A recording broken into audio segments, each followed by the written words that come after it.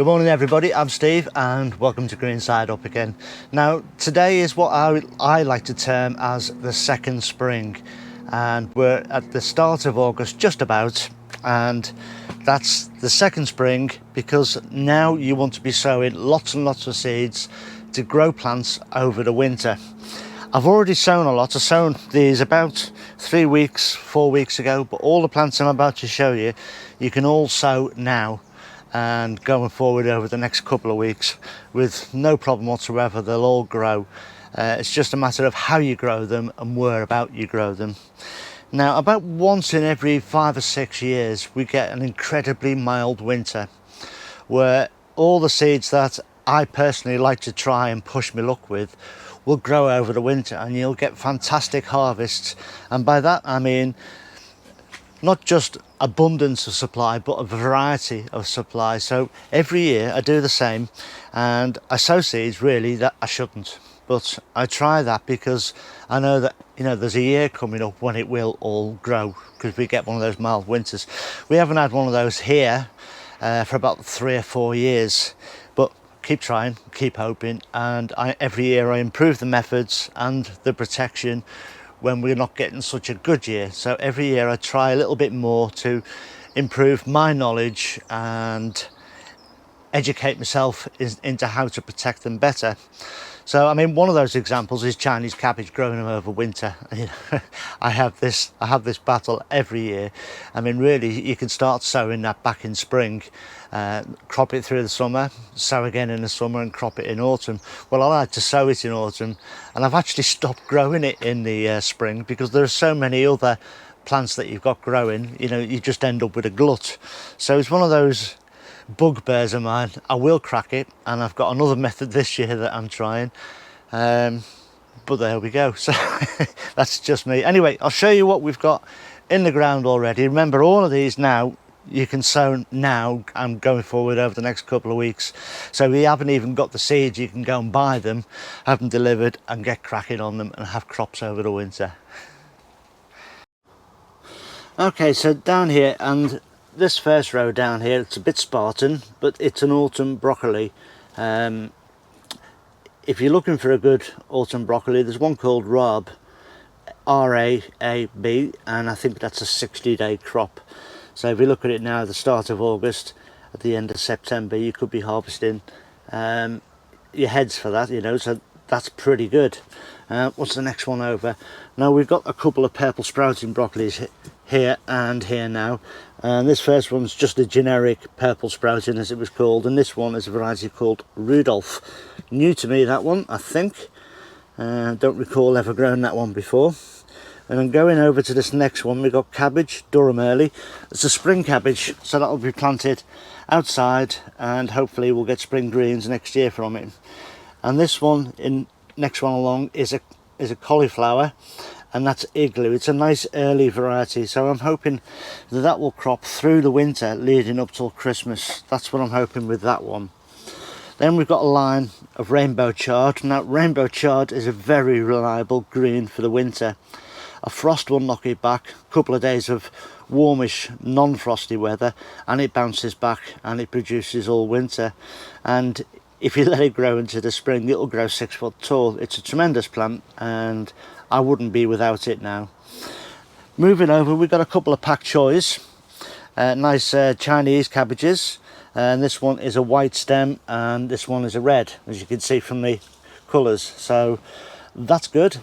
This next one over is what's called Kommatsuna. I grew this last year and we had a fantastic crop of this. The leaves grow to about 30 inches long, and you cut the green leaves off. You can cook that like spinach really quickly. But the stems, chop the stems up, saute that in your favourite oil or fat, so butter or olive oil or a rapeseed oil, whatever is your fancy. Flavour it as you want, add whatever herbs and spices you like, a bit of garlic, whatever, and that's a fantastic reliable green. I planted that between my tomatoes last year.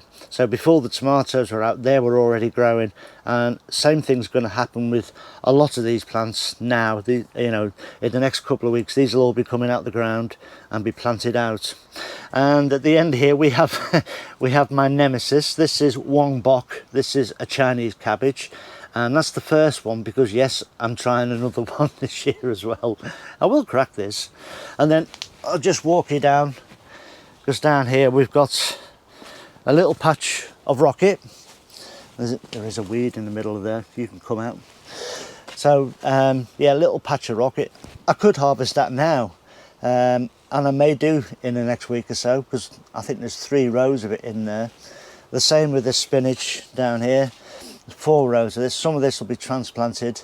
As I thin them out, I will leave a little patch behind for through the winter, and the thinnings will get planted elsewhere. But that's a giant winter variety, so looking forward to that.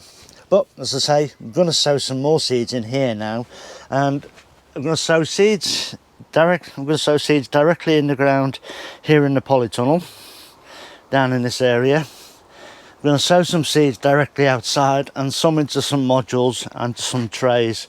So there's a lot of sowing to get on with, so I'll shut up and get on with it.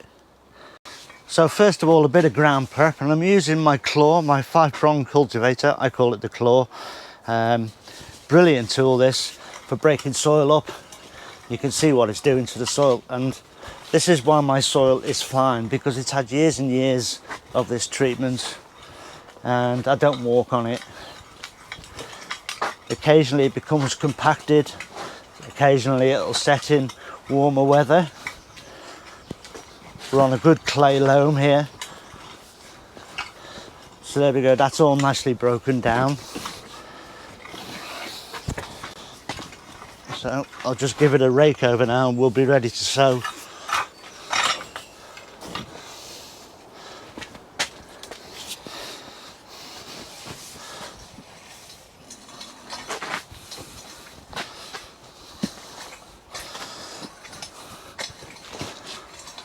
So this is all down to a good tilt now.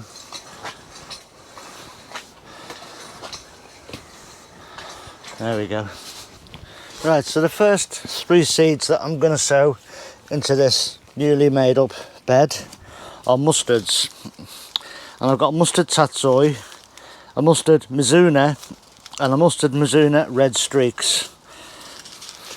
Okay, why grow one variety of something when you can grow 2? And this is the palm sowing technique. I've got seeds in the palm of my hand there, and as you see, as I tilt my hand, they start to fall down. If you arch your fingers up, you'll stop that falling off your hand, and then as you release and do that, they all come out. Well, not all of them, but you can come out, and by wiggling your fingers backwards and forwards you can control the flow. So that's it for the palm sowing. It's how easy. Just practice a little bit, do a few rows, and you'll soon have the knack for that. So there's one done. Just lightly cover them in soil, move my stick along, draw another drill with my super digit, my dibber, my water tester. It's everything, it is. It's great, and I've always got it with me. So this is the red streaks mustard, and again I'm just going to quickly palm sow in them. You can see very quickly you can sow tons of seed.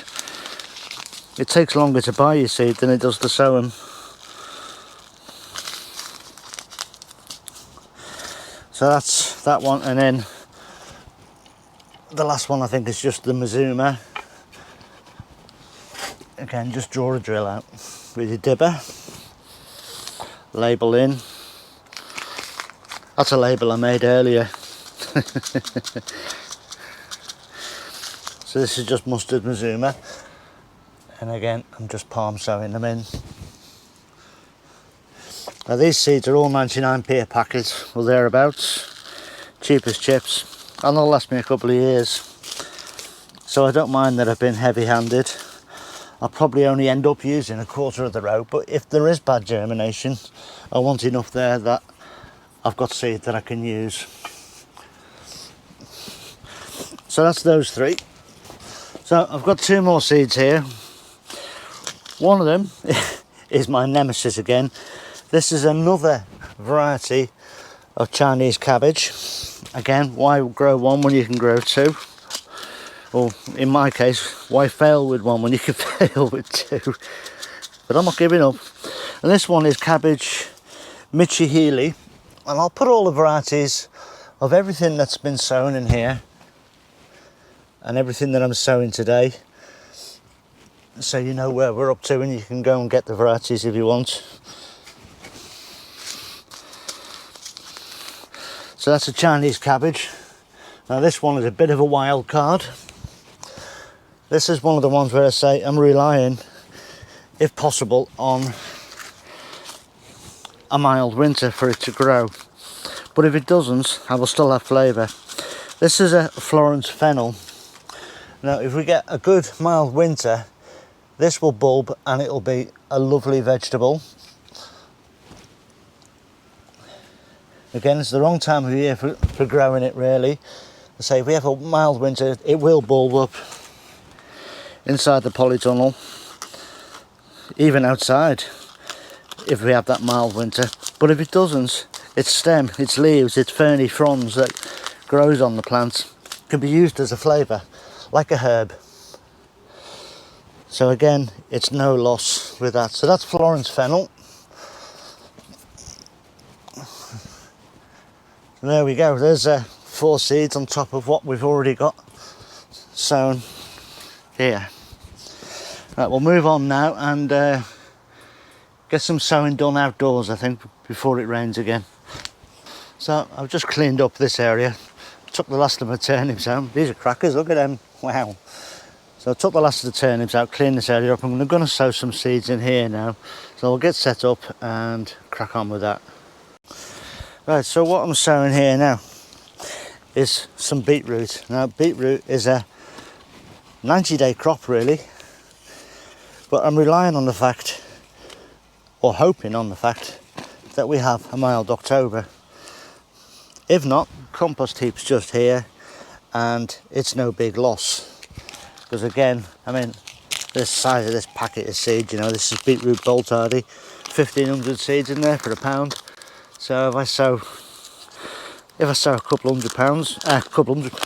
hundred seed, how much does that cost? 20p?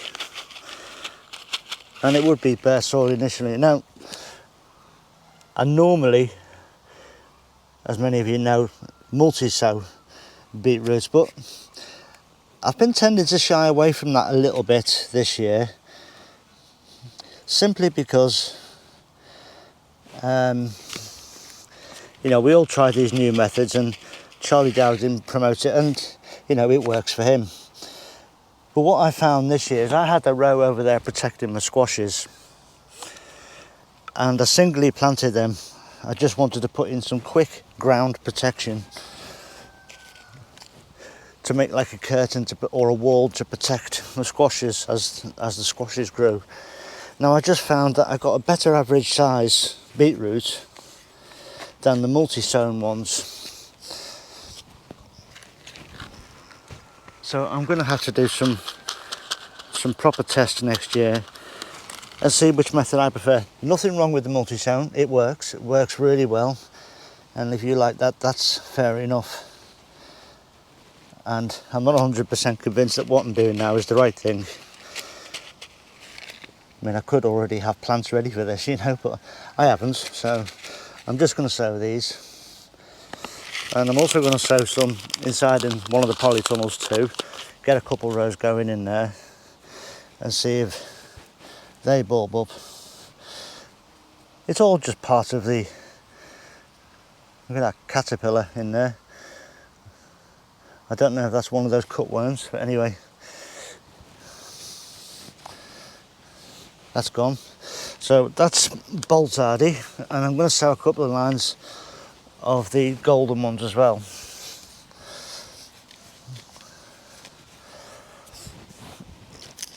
I've got a few half packets here, use these up, and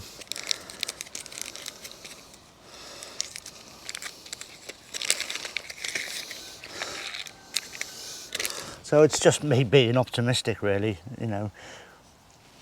Will I get a crop from them? Will I not? Who knows, we'll find out.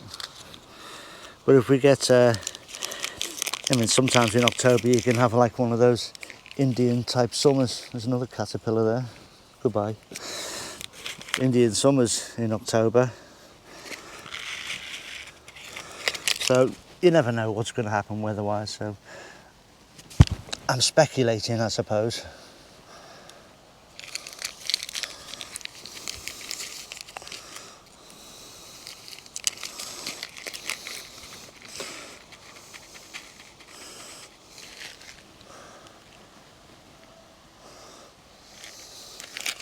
So there's a line of a golden beet as well. I think that will probably do me, to be honest. So there we go, there's a few lines of beetroot in there, just to keep things going and to see basically how we do.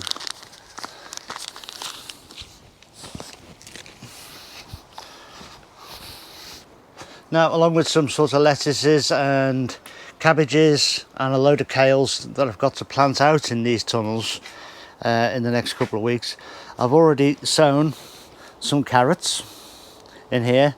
These will grow over and I should be able to harvest these towards Christmas, and I'll be sowing some more carrots in one of these beds fairly soon as well, and they should take us over from Christmas into the early months of next year, just while we're here. Look at these onions. I mean, look at the size of these things. Absolutely incredible. So pleased with these. Anyway, I'm just showing off now. Now, I'll be pricking the seeds that I'm sowing in this tray. I'll be pricking them out of this and potting them on into modules. So this compost is sieved, and this is the type of rubbish that I've pulled out.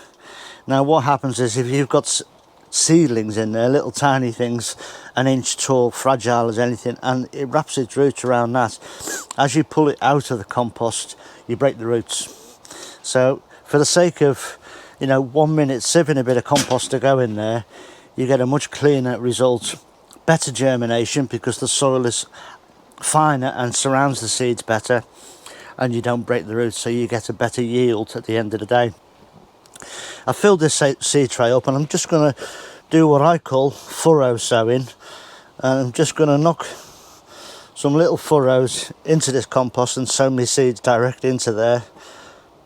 And then, as I say, in when these seedlings are up and ready, just come back, prick them out into modules. So what I'm sowing in here is, I did sow some chicory a couple of weeks ago. It didn't come, it was too hot in here, the seeds probably cooked. So I'm sowing this again. This is a red Treviso, so a red chicory. Temperatures are much more favourable in the tunnel now. As many of you know, we've lost the sunshine presently, so it's much more bearable overnight. And this is another chicory. This is a green chicory, and this one's called De Bruxelles. And this is more what, as when I used to be a chef, what we knew as chicory. This red Treviso chicory, we used to call that radicchio. But this is a green chicory, and it's a pointed, whereas this is, the red Treviso is more of a ball head. So that's that one. I'm also going to sow some coriander, and this is the first sowing. I'll do a couple, and this is amazing because it will grow over winter and it will stand a frost. So I'll just keep sowing these every couple of weeks for the next couple of months, and I can grow it on my kitchen windowsill as well. And we've got a couple of lettuce to go at as well. I'm not going to sow all these lettuces, no way. Some of these are summer ones, but this one is very similar to red Grenoble. This one's called Rouge d'Hiver. I think it translates to red winter. Could be wrong. I haven't used French for a long time. I'm a bit rusty on it. So again, just sow them into a furrow, and that's that one done. And the last one is the one that this is similar to, Red Grenoble, and probably my favourite lettuce of all time. So these are sort of the last of the autumn sowings. I will sow some more lettuce again in another 2 or 3 weeks, more concentrated as to for growing over winter in the polytunnel. So just cover them with a bit of compost, water them, put them to one side for pricking out later. So that's that one. And in this last one, although I haven't got the seed, oh yeah, I've got the seeds here.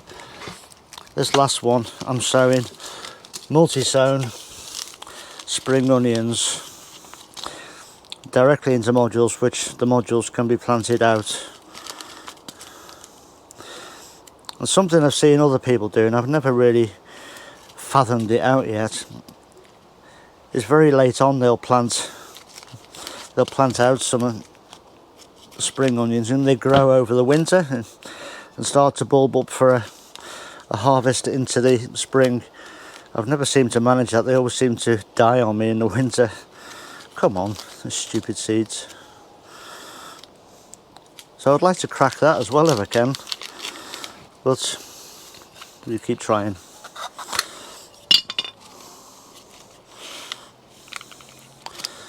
So my little seed sowing dewberry, just dibble a little tiny hole in the top of these cells. I won't do the whole tray, I'll do the rest off camera. And I just want sort of, as you tap it, they fall down. Let's turn this around, you can see it clearer. As you tap it, they fall down the chute. It's a bit more controlled than palm sowing. I only want light amounts of seed. They're anywhere between 2 and 5 really. So that's, these are Ishikura.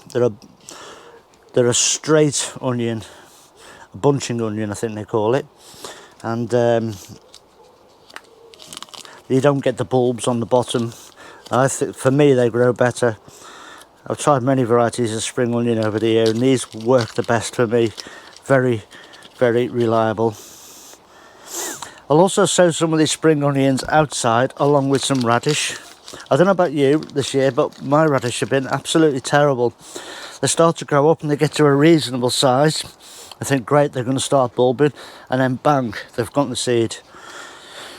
So keep trying. I'll sow some more. I'll sow a couple of different types again as usual. But that's it for this seed sowing. There's a few more bits I need.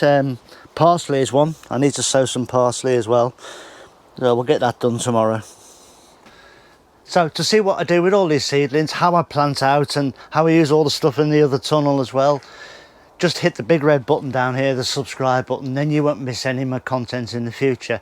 All the subscribe button does is just let you know that I've posted something, so you can keep your eye on, you can follow through my little journey with these seedlings and plants.